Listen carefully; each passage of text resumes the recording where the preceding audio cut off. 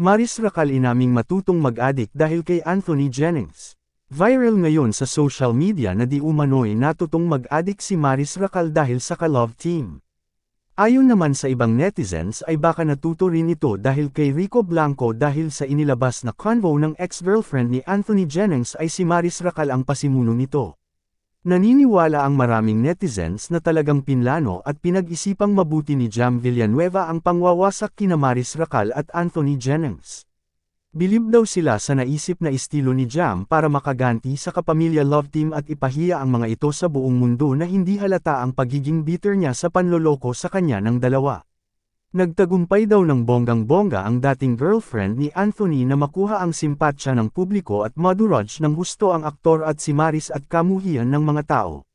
Siguradong napakasaya raw ngayon ni Jam dahil successful ang kanyang revenge plan dahil bukod sa nasira niya ang relasyon ni Maris at Anthony, marami ring endorsement na nawala sa kanila. Hindi man daw aminin ng dalaga, at kahit ulit-ulitin niya ang pagsasabing hindi niya ginusto na mawasak ang career ni Maris at Anthony ay hindi naniniwala ang netizens dahil sa isang taong niloko ng paulit-ulit, paghihiganti lamang ang magpapatahimik sa kanilang puso't isipan. Sa kabila ng pagsusori ng dalawa ay patuloy pa rin silang ninenega at binabatikos ng mga tao na akala mo'y nakagawa sila ng matinding krimen sa panloloko nila kay Jam. Sure kaming milyones ang nawala kina Maris at Anthony sa pagkansela ng ilang kumpanya at serbisyo na kanilang ine-endorso.